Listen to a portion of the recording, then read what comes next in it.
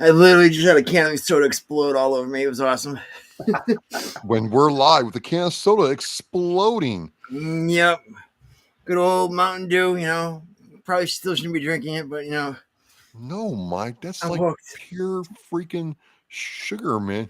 See, that's how you got to kick these things off is, the big explosion, the countdown and the big explosion. So what if it's soda, Dew everywhere. That's the new intro.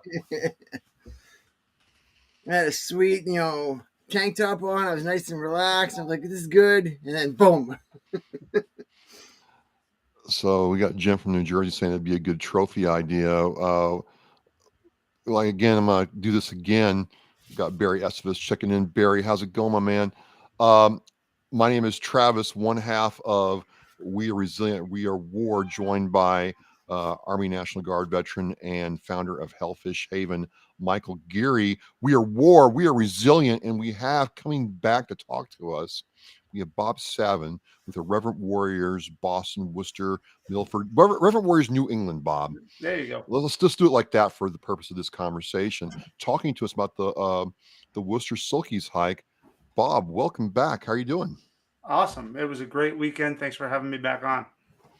Awesome. We got Mike Peterson from Minnesota checking in. Patriot Pride of the People's Patriot Project. Mike, thank you very much. Jeremy Daniels, brother, how you doing? And Barry Bob made one heck of a coin. He did? Yeah, he did. We had some beautiful stuff that day. I know you get the coin, we get the shirt, representing today. Dude, I like the coin, man. I might have to try to get me one of those somehow, some way, if there's one available.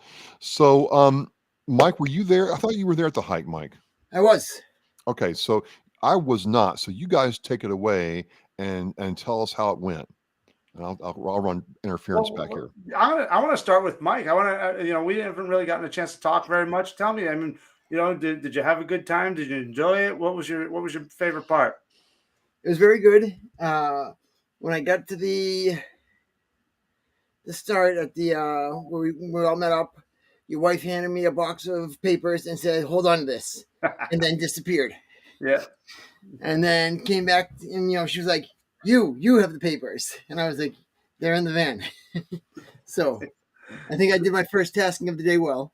So, and then the start for sure was a little chaotic. No matter what time we tell people to show up, or we tell everybody registration starts at 9. At 7:30 people are banging down the doors. They can't wait. Yeah, and it's funny because as soon as I'm coming around the block, I start seeing the flags, start seeing people what they should be stretching, but they're just smoking and joking, and it's just as soon as you get in the area, you can just feel the gravitational pull towards it. Yeah. And as soon as the hike started, people were coming, can I talk to Jose? Can I meet Jose? And he makes it a whole lot easier for me because I can be looking people straight in the face and talking to them, and they have no idea that I'm not even paying attention because Jose's got it all he's just got that puppy face and he's like, look at me. So it makes it a whole lot easier, and it's everybody's so welcoming of the service dog in this this group because everybody understands its purpose and how to work with a service dog. So it's not I have to explain it every time I meet somebody new. Everybody it's already a community that understands. And so as I start out in the back and slowly weaved my way up when we got to the Worcester Vietnam Memorial, I thought that was the best part, was being able to go and see the memorial there that I didn't even know existed. Yeah, so that was the case for a lot of people. Yeah, and just to sort of back up what you're saying, I mean, you're right. We had an incredible start. We started at a place called Off the Rails. It's a sort of a country music venue right in downtown Worcester, right near the DCU Center. They were incredible hosts for us. Sort of rolling out. I mean, we said this last time I was on about just everybody in Worcester rolling out the red carpet for us. And, Off the Rails certainly did that. They had breakfast available for us, coffee, juice, pastries, things like that. We got people in. It was nice to have indoor registration and bathrooms for people to use. So that was a great start to the day. And the rain held off, which was cool too. But yeah, we there are certainly so many memorials in Worcester. We made it a point when we started out to to acknowledge that and to say, hey, like, we took a pause at that first World War II memorial, and just to let people know, yeah, we're going to pass a lot of these, and we're not going to forget today. And I promised everybody that we'd have a chance to remember, some folks later in the day. And then the memorial you're talking about later in the day at lunchtime, when we got ourselves up to Vietnam Memorial Park, or in Green Hill Park, was an incredible part of the day. Just to be able to, have the bagpiper play us in, to be in that field of names, to talk about what that meant, the names of the fallen from Worcester in the Vietnam War, and then to read off our names, the people that we've lost, the people that we miss. And to have people, I think the most touching part of that memorial was to then hear each of our hikers that wanted to contribute read off their names, to shout out their names of the people that they've lost. Was just an incredible, touching part of the whole day. But a good way for people to sort of let their guard down a little bit, to get a little closer to each other, and to feel that, and to remember that that's sort of what we were there for, is to to be able to talk to each other, to remember those things, but also to have a good day and make the connections with people, to be able to talk about those people and the things that were bothering people for the day, and to have the rest of the hike to still be able to do that, and to have more fun along the way. And those quilt hearts, those were wicked awesome. Like, I don't have the name of the card around me, but like, I had it open over there, and like, it just came out really good. Like, Yeah, I said it out loud, I wasn't knowing what to expect, but then when I got handed one, I was like, wow. Yeah, that was something. So when I was on, Travis, I talked to you guys. I said there was some special things, some things I wasn't going to announce ahead of time. But we, after the memorial, we handed out these quilted hearts, and really the premise behind that, we had a couple of local quilting guilds do a phenomenal job. These women sort of doing these projects and sewing these hearts for us and dropping them off. I mean, we had hundreds of hearts to hand out. And they, the point of it is, Worcester is known as the heart of Massachusetts. It's the geographical center of Massachusetts, and they use that icon, the heart, throughout. But we decided to use it with the quilts to say, here's this tattered old piece of fabric, different pieces of fabric that were all woven together, brought together to create something new and beautiful, and that to reminder of that connection of all our hikers coming together, with their different backgrounds and things that were affecting their lives, to come together and share that moment. And of course, I can't find it now, but it really is beautiful. I'll post it up on the Facebook page later on when I get a hold of it. Yeah, but yeah, it was a great day. Like I said, we had so many other stops. Redemption Rock Brewery, was another very welcoming place to us. Not only did they have some great beer, they had some great coffee, drinks, and teas and things like that. Very comfortable atmosphere. People could relax. One of the really cool things we got to do was go through Polar Park, where the Worcester Red Sox play. We walked right through the outfield concourse there. Got some beautiful pictures. A nice team group picture with the field in the backdrop. There was a Bay State Brewery. There was a hockey game going on. There was a junior level hockey game going on, and we had probably about 50 people invade the rink and just start shouting and cheering for one of the teams. I think everybody looked up, saw a bunch of guys in their silkies, and guys and girls in their silkies, said, "What the heck is going on here?" But everywhere we went, we were embraced. We pulled in with the Porta Johns, and they were like, "What's happening? What's?" So just real quick, we got looks like Mrs. Savin, Bob, saying thank you to Mike for helping out. William Sheridan with the Till Valhalla truck is saying hello, and maybe we can have him out next year to be with you guys. That's a really cool truck, and how he honors veterans. And Brian Gibson from Illinois is checking in. So good stuff so far. Yeah, awesome. and I would say that anyone, I mean, we're definitely looking to do this next year. We were out there yesterday and already making plans with the different venues, looking at dates and things like that. And we'll probably do it around the same time next year. But people that are looking to get involved, I mean, they can certainly contact me directly, Boston@irreverentwarriors.com. Wait a minute, put that in the chat right now. Yeah, so William, if you'd like to reach out to me, anybody, we'd love to hear from you and talk about our plans and see how we can involve some more people. Warriors.com. So that's Boston at irreverentwarriors.com. Correct. Bob? Yep. Hey, right there in the chat, Bill, if you want to reach out via email, they'll get right back to you. Yeah, but just spelled so it's IRREVERENT. Oh man. They had to pick one of the hardest words to spell, you know. I know. Just want to make sure we get it right so that people aren't sending random people some email today. I get that because there's a Michael Geary in Ireland that spelled his name Micheal, and his email is michaelgeary@gmail, and I get his emails all the time, and I'm like, nope, it's the USA guy again. Just change the E and the A. Thank you, Mrs. Savin. And Jimmy James from Colorado is checking in. Jimmy, I know you're on the mend, and thank you, brother, for checking in. This is really cool. Bob, people all across the nation are checking out what you're doing. So thank you very much for coming on. That's awesome. And there's, we talked about this last time too, but people are looking to get involved with this or just get to a hike. I mean, there's hikes all over. I don't remember exactly where. There's 2 or 3 hikes coming up this weekend. I know one I think is in Arizona. I think it's Tucson, but irreverentwarriors.com has got that list of events, and they're already starting to put updates, I think, for next year too. So I know like a few like the volunteers were like from Connecticut and like. Yeah. So we get people coming to these hikes from all over. There goes my wife again saying civilians can volunteer. We'd love to have civilians out.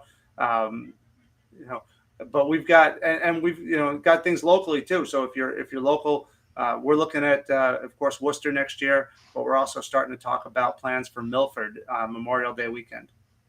Nice. So how many hikes per year does each city do? Is it directed by like higher, or is it just like one per year? So it depends on the area. I mean, like Worcester, we'll just do Worcester once a year. Per state, depends on the state and who. I mean, as people come on board, if there's people that want to, take this on, they can certainly get in touch with the organization. I think there's room. The important part of all of it is just getting people together. And I think people enjoy coming together at the hikes. So the more chances people have to get together, then I'd say there's a lot of room for growth. But yeah, we'll continue to do Worcester. Milford, we didn't do this past year, but it's been something that has been done in the past, and I think that would be a great opportunity. It's a little different type of hike, more through the on a rail trail, so a little bit more peaceful than being in the city. So just different opportunities. I think every hike has got a little different flavor to it, and it gives people different opportunities to connect in different ways. Really cool. We got Jim Tuff from Florida checking in. Jim Tuff served in the Army and now raises awareness through doing motivational talks and push-ups. He did over 1,000 days of 22 a day with a motivational message. Checking in. Bob, it's a banner night tonight, man. Getting the word out there. You didn't serve, and you've talked about that, why you do Irreverent Warriors, even though you didn't serve. And just for people who may not be aware, what's it mean to you when you do these hikes and you see veterans coming together and enjoying themselves, healing, or just making friends? Well, it's an amazing experience. And yeah, when we talked about it last time, I had made the comment that, some of my involvement sort of stemmed from a conversation I had with my wife's cousin years ago about really not knowing how to connect and to serve or help people that were in need, and how I could go about doing that. And as I got more involved with Irreverent Warriors, and I told the group this at the end of the hike, that it wasn't just about giving money. I needed to be involved. I needed to feel this, experience this, and having had the opportunity and the privilege to do that, to bring people together, to see that emotion and that family, that group of people, be there to help and bond with each other, was really touching to me. But it also gave me the perspective that now, if I were to have that conversation again with my wife's cousin, and he would ask me the same question, like, do you support the military? I could just simply say yes and know in my heart that I do. Very cool. Very, very cool. So, Mike, I mean, what was it like, getting to check it all out in person, up close? It was good. They forewarned me of the hill coming up to the memorial, and I'm like, it'll be fine. No worries. Walking around in a neck brace, I'm all right. And then got to the hill and I was like, started sucking wind a little bit and let Jose take the lead a little bit, using like a sled dog, kind of pull up a little bit. Yeah, But we had no, one the big hike hill. was good. I felt like it wasn't too crazy. Like it was everybody like was able to like sustain, and like the breaks were like timed like perfectly to be able to be like, this is when you need to use it, take time to sit and relax, and having that the drive around like porta potties, that was amazing.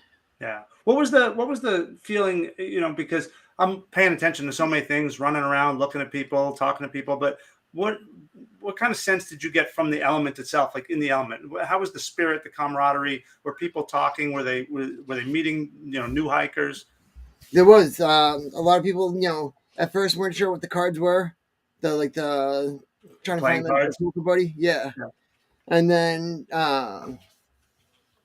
once after like the first stop, it opened up, like, and then like even after like the brewery, like you saw it like more and more, like for me, like I said, I started in the back and just kept like working my way up, like in between each stop, like I try to be with like a different group each time, so that way like I was like really taking in like what the hike's for, is to be out there and to go with these different people and to find out other people's stories and share your story with them, and like taking that in and like seeing that, like you got to see like, and it definitely made me feel old too, because like there's a lot of guys younger than me now, and like years ago when I did this, I was like one of the young guys, and I was like, now like I'm one of the old guys, and how quickly that tide turned. Yeah, and just to give some clarity to the playing cards. Yeah, we handed out playing cards during at registration, so that this way, sort of as an icebreaker, and you had to find your match, right? If you had the three of hearts, you had to find someone else with the three of hearts, and that was sort of your buddy for the day, just someone else that you could talk to. So we tried to get people talking to each other, looking for the cards, and trying to find each other. But the cards that people like handed out to like when people were like asking what we were when we were walking by, Yeah. those like were clutch, because Oh, the like, mission cards. Yeah, yeah, yeah. there So was we had the mission I statement. saw so many of those get handed out. I was Yeah. like, and like I was just jazzed to like see it like happening. Like all of a sudden, somebody's walking by and instead of like screaming, across the field, somebody's like, "Hold on," and just scuttles across, hands out the card, and comes back like, Yeah, people will give you some funny looks when you're walking around the city and in your ranger panties there. So they'll they give you some looks. And you can tell, right? I mean, like that's the one thing I've noticed over the years being in the element at times where you can really see the look on people's faces, and you just rather than like you said shouting over, you just go charging across and you say, "Yep, here's our card. Here's what we're doing today," and it lets you keep moving too, and you don't have to stop and explain yourself for you 5 minutes. I thought that was that was executed like awesome and come out. And then on the last one, I was with the porta potty driver, and let me tell you that thing sounded like it was gonna crash into the roof of the van the whole time. And I'm like, "Is it supposed to be making that noise?" And he's like, "Yep, it's fine." I'm like, "Are you sure?" And he's like, "Yep, yep, yep. Don't worry. It's been doing it all day." I was like, "All right." Yeah, I mean, we had the Worcester Hills, and we didn't lose one porta potty. They did a hell of a job. Jacob and Samantha were amazing, towing those things around all day. All our volunteers. I mean, it's an incredible thing that, like you said, not only the hikers coming together, but all our Like people coming together, the volunteers. conversation you guys had too was great. Like the communication between the hikers and the support and everything in between. Like Yeah, if someone needs to slow down, getting too far ahead or coming too far back, like it wasn't like some hikes that like you go on, like especially like an old battalion like run, like you get the accordion effect where like first company's out here, the last company hasn't even started yet, and then you're sprinting the whole way at the end to try to catch up, yeah, and like yeah. We did a didn't good feel like that job. at all. Yeah, we did a great job sort of communicating front to back, keeping everybody tight. Worcester PD, I mean, they did a phenomenal job, sort of driving us, escorting us around town, getting us safely across the streets, and they were fun too. It wasn't just a job for them for the day. I know so many of them served as well.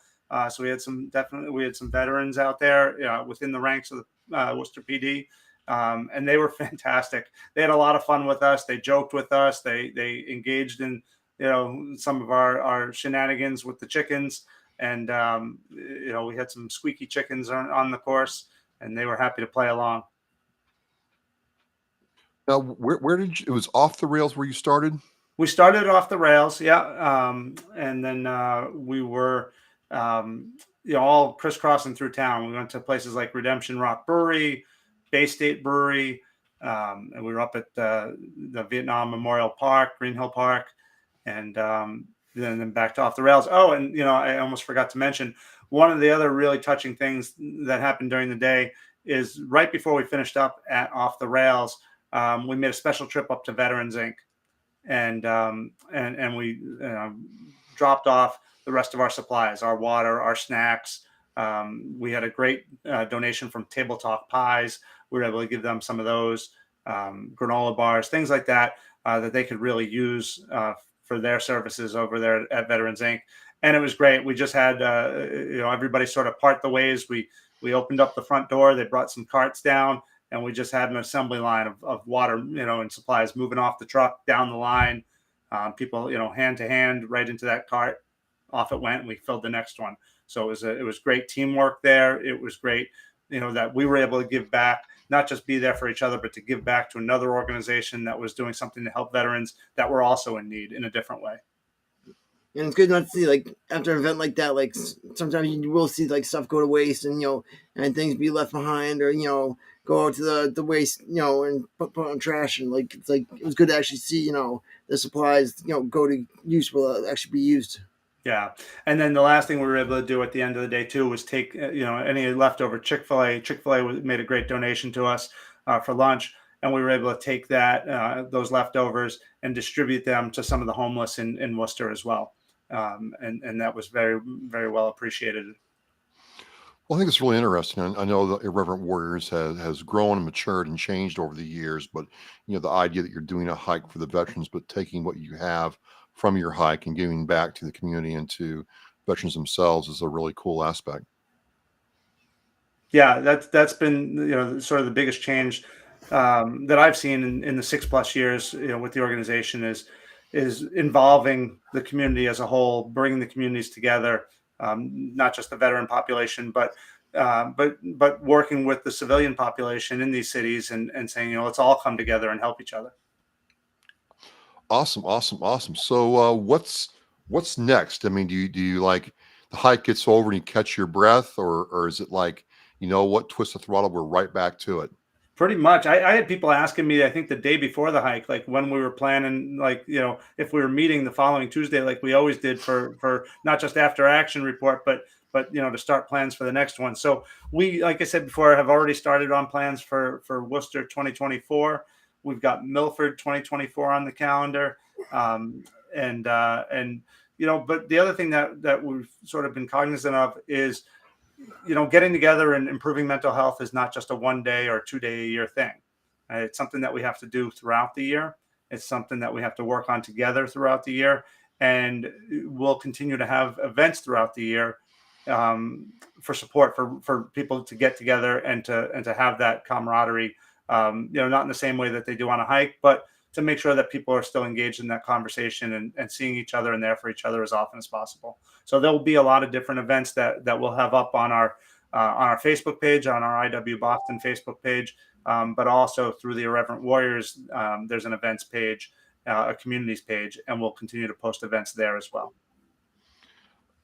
I gotta ask, and I don't want to put you on the spot, Bob, but I gotta ask, do you think you'll ever have a hike where Mama Bear makes an appearance? Well, that's a shout out to her. She had every intention, I think, of being there this year, and I think there was some other matters that she was taking care of, and I think by the time that she said yes, absolutely, I'm coming, the airfare prices were just outrageous, and so I think that it's been a little while since she's been to Boston. I sort of leaned on it a little bit. I hope so. We love when people come out. We're proud of what we did in Worcester, and we want to share that with everybody. We want to share it with the organization. I think the weather did us in a little bit this year in terms of attendance, but I said at the beginning of this that I wanted 200 people at this hike, and we didn't get it this year, but we'll get it. So I think more people will hear about it. More people will come out. Mama Bear, I'm hoping that she comes out and sees us all, because she's pretty inspirational herself, and it'd be great to have her here. Awesome. We got Doug Machado from Fubar Studio checking in, saying, "Hey, Worcester 2024, he's out near you guys." So good stuff all around. Mike, you're really excited to get to do this. I mean, what was it like being around all the other veterans and people like Bob supporting the hike? Oh, it was great. Like I said, the yellow shirts, like the volunteers, were easy to find. If anybody had questions, or even in between like the stops, like getting everything like squared away and like getting everything set back up to go. I'd say if one thing we could improve on is finding a single Space Force member to be on the hike. Yeah, well, Space. So somebody is an official member of Space Force, because I tell you, we always joke around like, you've had a good party when things get left behind, or things go missing. So we did a pretty good job containing ourselves. We had to go back out to Worcester and claim some things yesterday, but the one thing that we're missing is the Space Force flag. So, somebody, wow, somebody nabbed the Space Force There's flag? a guardian out there. Somebody wanted to be an official Space Force member, or somebody, or we just left it behind, but it's out there somewhere. So, but we recognized everybody. We had flags for everybody. And people did, they would grab it and pass it along and take it one leg at a time. But that's what I think probably happened, is that we had so many people that wanted to carry that flag, to carry all the flags, but especially when one gets passed from person to person, it's easy to forget who actually has it when you leave a place. So I'm sure we just dropped it off somewhere, and it'll show up in some funny spot at some point, I'm sure. All right. Well, we are nearing the bottom half of the hour. We were just, folks, he's Oscar Mike's. We said we'll give him a half hour so he can do this. If we go a little bit over, that's fine. But Bob, it's really interesting. And Mike and I have talked about this on WAR, where we really feel the next part of military and veterans advocacy is the civilian component. Understanding that you all who we served at one time, continue to serve, want to be involved and advocate for us. And a lot of civilians are kind of nervous about making that step. Like, they don't know what rank structure is, or what's going on, or how it's going. What would be your advice to someone who's, was yourself at one time and looking to engage with this community? To find an event, to find a group that sort of speaks to you, right? I mean, not every group is the same. There's so many different groups out there. And if you go to something and it's not for you, don't let that be the reason why you don't continue to support and help. There's different things out there. There's different groups that do different things. For us, we just, identified with this group, identified with some people there. And, we were able to continue to grow within this group. But that's the thing is and to engage with people, to understand that there's some people hurting, but just to show your support by being there, and to continue to show that support, you'll find that people open up. It's like any relationship, right? People just have to get to know you, like you, and trust you. So that's the biggest thing, I think, crossing over the communities is, for us, it was just showing up and being there. And as many times as I had to hand out water and say, "Hey, I'm so glad you're here today," over time, because I kept showing up, I think is what ultimately brought people to trust me a lot more, and my wife a lot more. Say, these people just keep showing up for us. Okay, we're going to bring them in. And that's what it takes, is just showing up. Very cool. Very cool. Well, I mean, I'll let Mikey close this out, but I just want to say, it's really cool to see. It's really cool to see, how the organization has grown, matured, reshaped itself, and adjusted to COVID and other things, and the PACT Act, so on and so forth, and it is continuing to be a place where people who served and going in the military can come together and just be with each other. And it's a lot of hard work. So just a big shout out to you, Gunny Shore, and everybody else involved, man. Really, really good stuff. Bravo, Zulu. Like at the end of the survey, it said if you'd like to become a part of it, and then it said like a whole bunch of different ways to volunteer and like that. So I just asked you in the chat, like, can you explain like the different types of like things that are out there, like. Oh, that was sorry. I'm like sitting here answering that. Like I thought I didn't want somebody to miss a question or whatever. Yeah. So you were asking different types of volunteers, and yeah, I mean on the hikes, Mhm. I mean we've had our veterans out there helping us on the hike. People that are helping as sort of hike guides, making sure that we're going the right direction on the route, that we're staying on the sidewalks, that the element itself is intact, that we're not spacing out too much while we're hiking, that people are, for all intents and purposes, behaving themselves, right? That there's no poor treatment of any other hiker. So those are all kind of eyes and ears on the hike that our veterans help us with. But off hike, our civilians, they're certainly helping us with registration, getting people signed up in the morning. From stop to stop, they're checking in with the different stops that we're going to, the different vendors, making sure that the food is ready, that the staff is ready, that we haven't left anything behind. We have a habit of leaving cell phones.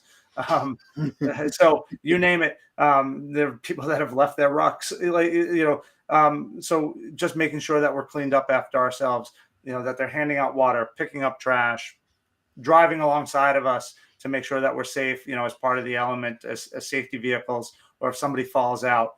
So many different ways to get involved. We had so many people this year, and it's a huge ask, right, for anybody to get involved on a kind of a year-round type of thing. So my approach to it this year was, hey, if you want to be involved, just reach out and we'll find a job for you. It might not be that you can make every meeting every week. Maybe you come to one meeting a month. Maybe you come to 3 meetings all year. But if you've got something that you can lend a hand, then I'll know where to use you. And we did. We had people that even like day before the hike, we had to find a place to leave our porta potties for the rest of the weekend, because most of the lots in Worcester are paid lots. So one of our hikers who lives in Worcester, Jim Griffin, did us a solid, and he got in touch with one of the organizations that he's a part of, and they were able to sort of house our porta johns for the rest of the weekend. It was.